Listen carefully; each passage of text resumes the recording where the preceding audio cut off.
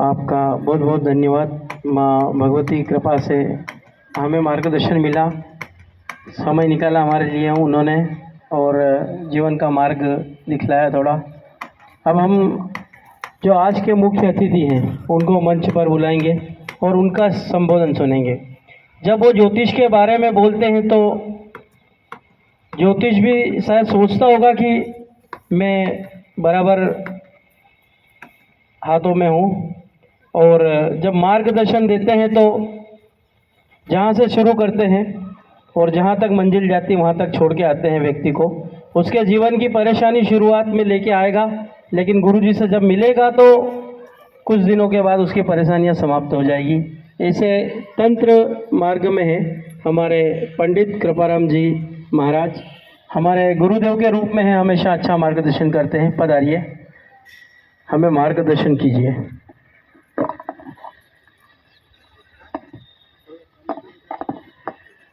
हमारे परम आदरणीय पंडित नीरज जी शर्मा, जो इस ज्योतिष जगत में मुझे लाने वाले हैं, आज वो पधारे हैं और मेरे गुरु भी हैं कहीं न कहीं ज्योतिष के रूप में। मंच पर पधारे, आपका स्वागत है।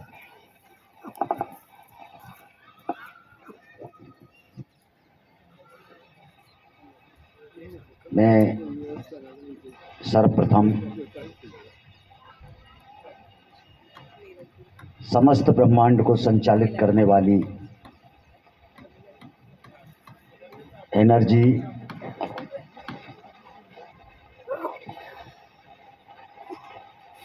हमारे जीतू बाबा जी कृपया मंच पर पधारें। समस्त चराचर ब्रह्मांड को ऊर्जा प्रदान करने की महाशक्ति मैं माँ भगवती को प्रणाम करता हूँ। हमारे मंच पर विराजे हुए संत जगत गुरु ब्राह्मण गुरु सन्यासी आदरणीय महाराज कालिकानंद जी, मैं संतों को प्रणाम करता हूँ।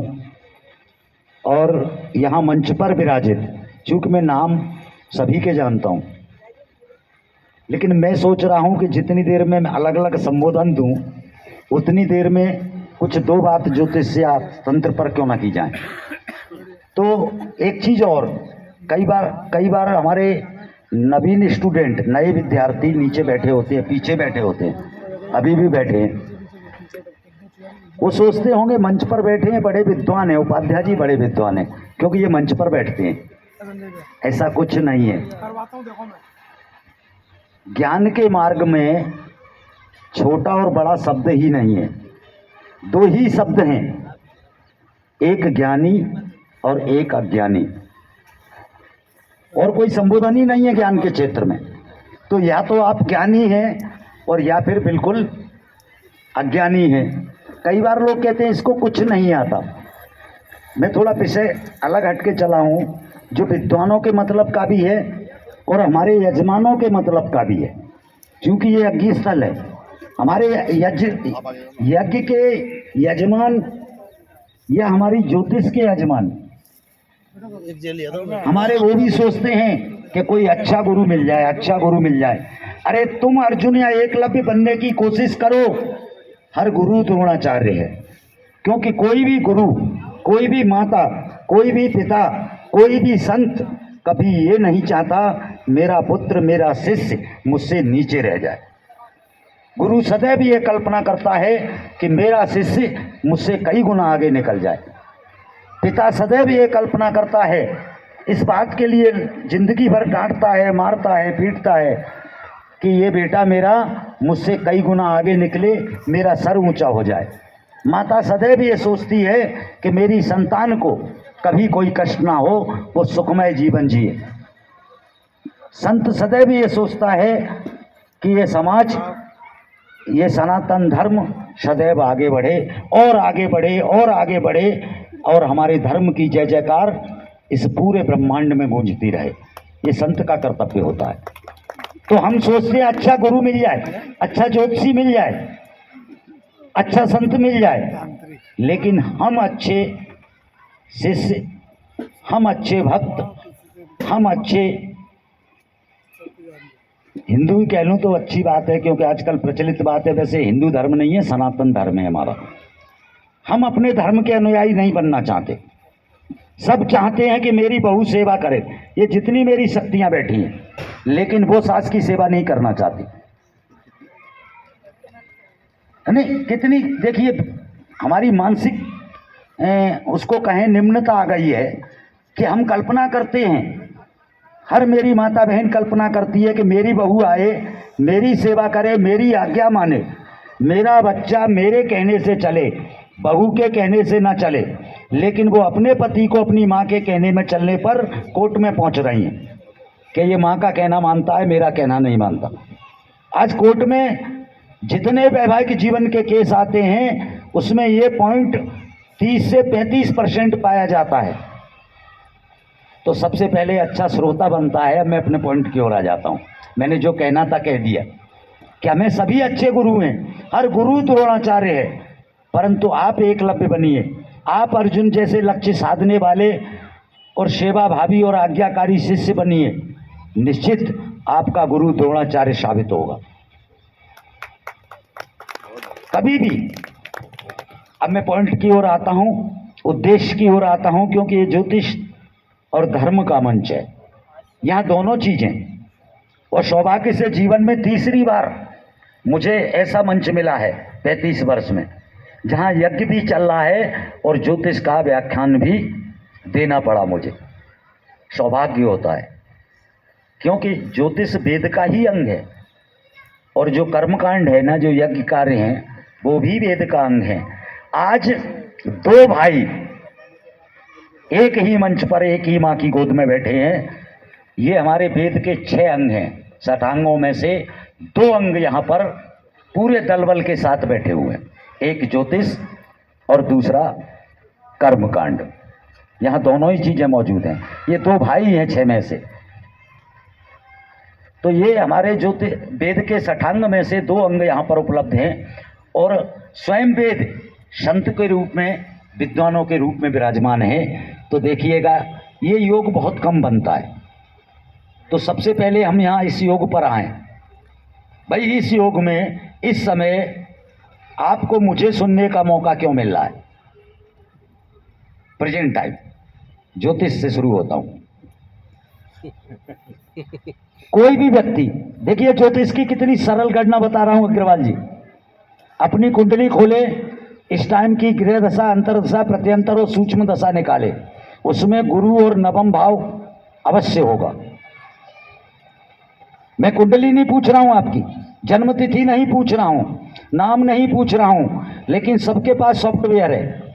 अपनी कुंडली बनाइए और अभी की दशा, अंतरदशा, आज का प्रत्यंतर निकाल कर देखिए, सूक्ष्म दशा, उसमें गुरु होगा और आपका नवम भाव, इनमें से 2 में से एक अवश्य होगा।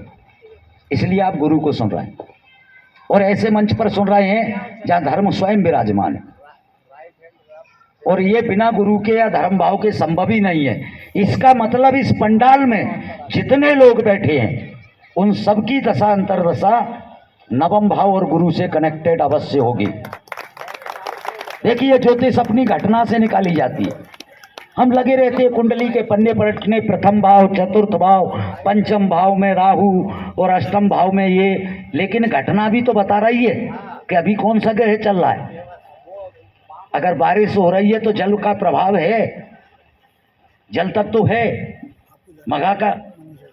बारिश अगर हो रही है तो निश्चित कहीं ना कहीं वो प्रभाव है। निकालते ना साहब हम कि रोहिणी टपक गई, एक सरल भाषा है कि रोहिणी चू गई, रोहिणी में बारिश हो गई। क्यों हो गई? आप देखिए उसमें जल तत्व का प्रभाव आता है, तब रोहिणी में बारिश होती है। अग्नि तत्व तो वहां है ही, सूर्य का। तो ज्योतिष घटनाओं से निकालें। ज्योतिष से घटनाएं निकालना तो बहुत आसान है, लेकिन घटनाओं से ज्योतिष निकालना उससे भी आसान है।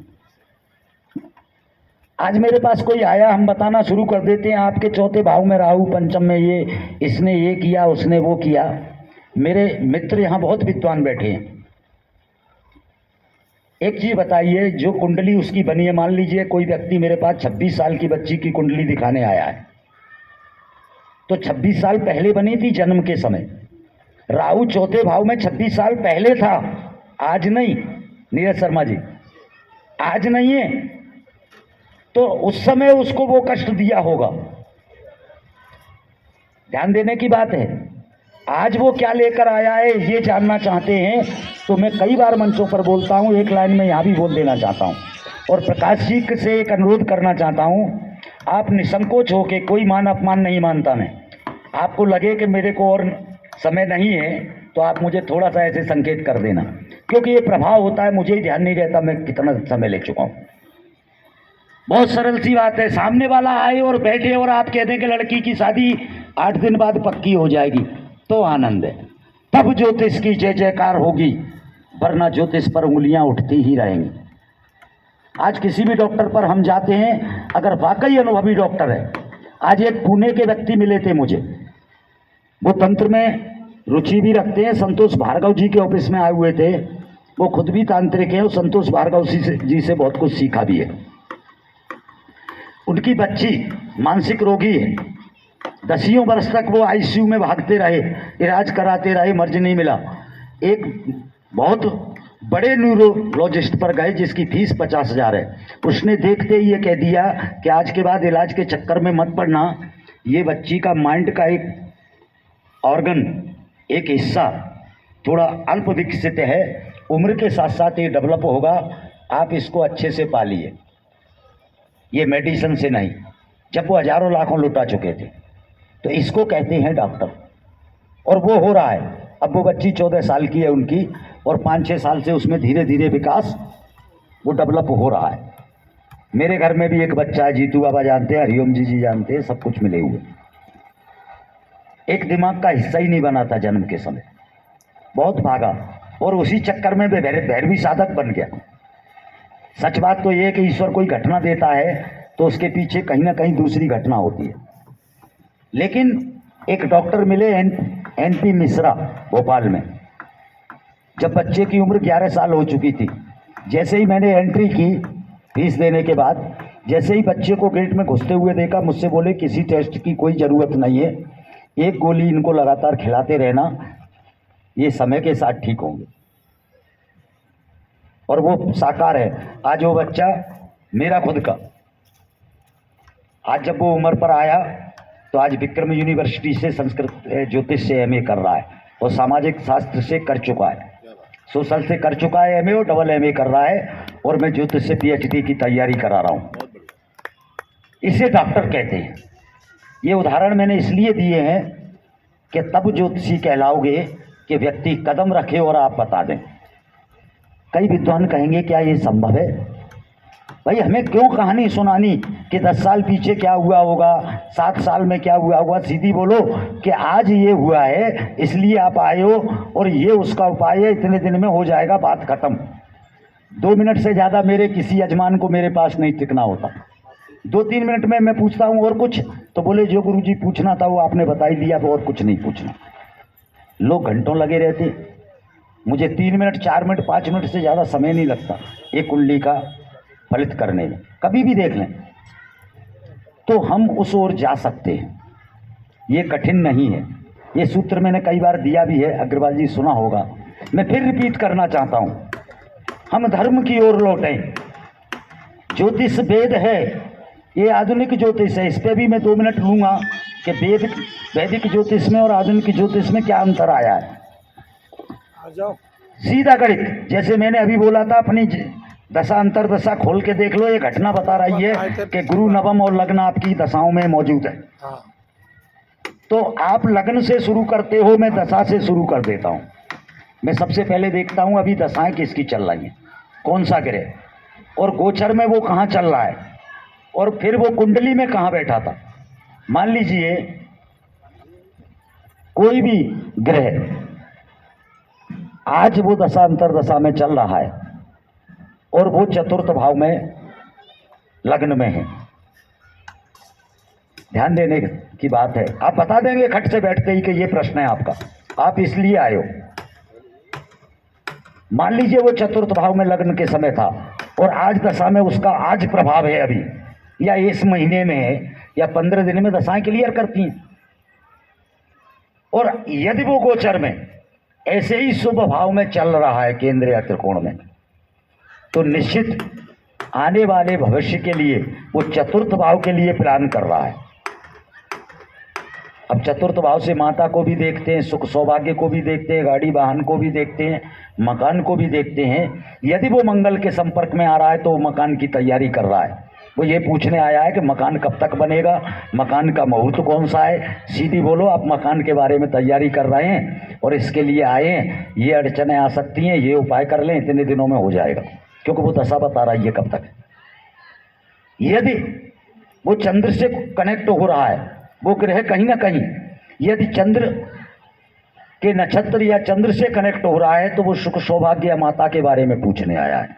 यदि वो शुक्र से कनेक्टेड हो रहा है तो वैभव गाड़ी बंगले की पूछने आया है, जिससे उसका संबंध बन रहा है। मतलब प्रश्न भी क्लियर। चतुर्थ में आया है तो वो सुख के लिए पूछ रहा है, मकान के लिए पूछ रहा है, या गाड़ी घोड़े के लिए पूछ रहा है। तो जिस ग्रह से वो संबंध बना रहा है, कौन? दशा अंतर दशानाथ, प्रत्यंतर दशानाथ।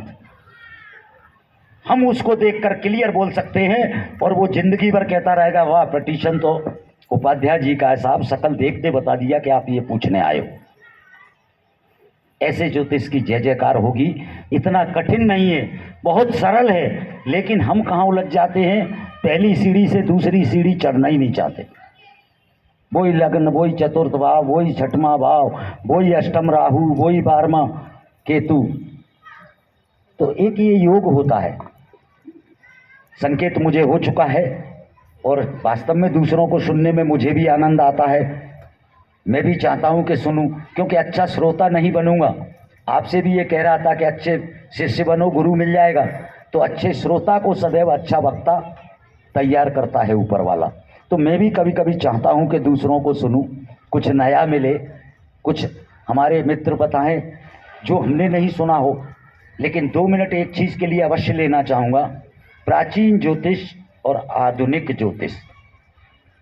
मैं मोबाइल में प्रमाण दे सकता हूँ। कल मेरी एक हरियाणा के लाल किताब के बहुत अच्छे विद्वान से 3.5 घंटे बात हुई। ये विद्वानों की बात है, लाल किताब के मास्टर है। मैंने कहा लाल किताब तो हमारे धर्म के खिलाफ जाती है साहब। उन्होंने एक लाइन बोली थी कि लाल किताब के बगैर तो पाराशरी को समझा ही नहीं जा सकता। मैंने कहा वैदिक ज्योतिषी हूं, तो उन्होंने कहा पाराशरी। तो मुझे हंसी आई। मैंने कहा कुछ भी समझ ले। तो उन्होंने लाल किताब के साथ एक शब्द जोड़ दिया कि लाल किताब के बिना पाराशरी को समझा ही नहीं जा सकता। तो मैंने 1 घंटे तो उनसे पहले लाल किताब पे चर्चा की। 1 घंटे बाद मैंने कहा कि पाराशरी के कुछ गिने 40-50 श्लोक क्या उतनी ही वैदिक ज्योतिष है क्या, या ऋषि पाराशर से पहले ज्योतिष नहीं था का? मैंने कहा आपको आज के बाद एक ध्यान रखना होगा, आप बहुत विद्वान हैं और ऐसे वैसे व्यक्ति से बात नहीं हुई। 27,000 वैदिक पुस्तकों को उस व्यक्ति ने PDF बनाकर नेट पर लोड किया। 1,500 से ज़्यादा पुस्तकों को उसने ट्रांसलेट किया, हिंदी या अंग्रेजी में, उर्दू या संस्कृत की किताबों को। जो खुद सॉफ्टवेयर इंजीनियर है और व्याकरण का मास्टर है, हिंदी, अंग्रेजी और उर्दू संस्कृत का। मैंने कहा ज्योतिष आप लोगों के लिए भी मैं शायद ये जानकारी देना चाहूँगा। कई लोग कहते हैं अरे नाड़ी ज्योतिष, हम ये, फिर वो पढ़ते हैं, फिर KP, फिर कुछ और, फिर कुछ और, फिर कुछ और। मतलब गड्ढे खोदते, गहरा कुआं नहीं खोदते कि जीवन भर पानी खत्म ना हो। अरे वैदिक कहते हो और भाग जाते हो कि वैदिक से सही वो नहीं मिला फल। पहले तो वैदिक को समझ लो भैया। वैदिक है क्या? सिद्धांत, होरा, संहिता। सिद्धांत मीन्स गणित, पाराशरी में है ही नहीं। और आप कहते हो वैदिक के नाम पे पाराशरी है। कोई वैदिक का है तो आप कहते हो पाराशरी ज्योतिष जानते हो। मतलब एक पेड़ के एक पत्ते को कहते हो वो पेड़ है। पाराशरी में कहाँ है सिद्धांत? बताइए। क्या पाराशर जी ने गणित पर लिखा है, कुंडली निर्माण लिखा है, इष्टकाल निर्माण लिखा है, ग्रह दशा अंतर दशा निकालना लिखा है क्या? नहीं लिखा। सिर्फ फलित के सूत्र हैं। तो सिद्धांत पहले है गणित, कई लोग आज कंप्यूटर युग में कहते हैं, 90% यहाँ बैठे होंगे, जब उनसे बात होती है कि कुंडली लग्न बना लेते हो तो कहते हैं कंप्यूटर में ज़रूरत क्या है। अब कंप्यूटर गलत बना के दे दे, आप गलत फलित कर दो। कंप्यूटर ने 3 डिग्री आगे पीछे कर दी तो सठ्यांश तो 6 डिग्री चला गया। सस्यांश कुंडली बनाओगे तो 6 लग्न आगे की बनेगी। तो आप कह रहे हो कंप्यूटर है, गणित का क्या जरूरत है, मतलब आपको डिग्री निकालना नहीं आता और आप कहते हो मैं ज्योतिषाचार्य हूँ। ज्योतिषाचार्य लिखते हो तो ज्योतिषाचार्य की मर्यादा तो रखो, ज़्यादा नहीं आए तो कम से कम इष्टकाल लग्न और डिग्री निकालना तो सीख लो। इतना सिद्धांत तो सीख लो जिससे आप करेक्शन कर सको। है पंचांग मत सीखो, भले ही पूरा गणित मत सीखो, लेकिन जो रोज जरूरत पड़ती है वो तो सीख लो। दूसरी चीज होरा, होरा मीन्स फलित। अब फलित के लिए सुनिए, पाराशरी है, भृगु है, सुश्रुति है और जितनी संहिताएं आयुर्वेद की है, मैंने चरक संहिता पढ़ी, उसमें बहुत सारी ज्योतिष है। तो जब तक होरा फलित के लिए हम संहिताओं का अध्ययन नहीं करेंगे, फलित के ग्रंथों का अध्ययन नहीं करेंगे, तब तक हम सिर्फ पाराशरी को पकड़ के या नाड़ी को पकड़ के या केपी को पकड़ के या सब लाल किताब जो वास्तु कुंडली यानी 12 भाव 12 ग्रह जो लग्न के बस वहीं, उनने का मंगल 12वां है तो उनने कह दिया 12वां ही लेके चलेंगे, इससे आगे पीछे नहीं। तो वो लाल किताब या पीली किताब या हरी किताब या लाल किताब का नाम ज्योतिष वैदिक नहीं है। ये जितने हमारे होरा संहिता और सिद्धांत के प्राचीन ग्रंथ मिलते हैं, जब एक बार उनका अध्ययन कर लेंगे, उन सारे में मिले हुए सूत्र को जब आप अपने दर्शन शास्त्र से, अपने विवेक से, अपने अनुभव से जब तक आकलन नहीं करेंगे, अपनी कसौटी पर नहीं कसेंगे, फिर उसको फलित करेंगे, तब फलित ज्योतिष तैयार होता है। तो हम थोड़ा थोड़ा अध्ययन सिद्धांत होरा और संहिता तीनों का करें, तब फलित करें। हम किसी एक पत्ते को पकड़कर कभी न कहें कि हम ज्योतिषाचार्य। वैदिक ज्योतिषाचार्य का मतलब होता है 4 वेद 6 शास्त्र 18 पुराण 40 निषद उपनिषद और शतपथ ब्राह्मण आदि ब्राह्मण ग्रंथ। इसके बाद हमारे साहित्य जैसे रामायण या अन्य बहुत सारे हैं हमारे प्राचीन, करीब हमारे यहाँ 12,000 कुछ ग्रंथ हमारे सनातन में पाए जाते हैं। यदि उनमें से 108 मुख्य का भी हमने अध्ययन किया है, 4 वेद 6 शास्त्र 40 निषद 40 उपनिषद, ये हो गई 108 की माला। जैसे राम नाम जपना है तो इस मोती पे जपने से काम नहीं चलेगा, राम को समझना है तो इन्हें 108 ग्रंथ में ढूंढ लो, वो आपको समझा देंगे राम किस शक्ति का नाम था। इसी के साथ मैं सभी को प्रणाम करते हुए, और मैंने 2 बार घंटी बजवाई क्योंकि विषय में यज्ञ के लायक रखना चाहता था, विद्वानों के योग्य रखना चाहता था। मैंने पब्लिक को संबोधित नहीं किया है, मैंने जितनी बातें की हैं वो ज्योतिष के लिए की हैं और ज्योतिषाचार्यों के लिए की हैं और आचार्यों के लिए की हैं। इसी के साथ मैं वाणी को विराम दूंगा और क्षमा याचना भी करूंगा, क्योंकि कभी कभी नीम जैसी दवाई बहुत कड़वा मुंह भी कर देती है। तो अगर ऐसा लगा हो तो थोड़ा सा एक लड्डू खा लेना जाके, वहाँ मुंह कड़वा हुआ हो। धन्यवाद। महाराज जी का सम्मान करना है, सामने आए आप, और राजकुमार जी अग्रवाल जी से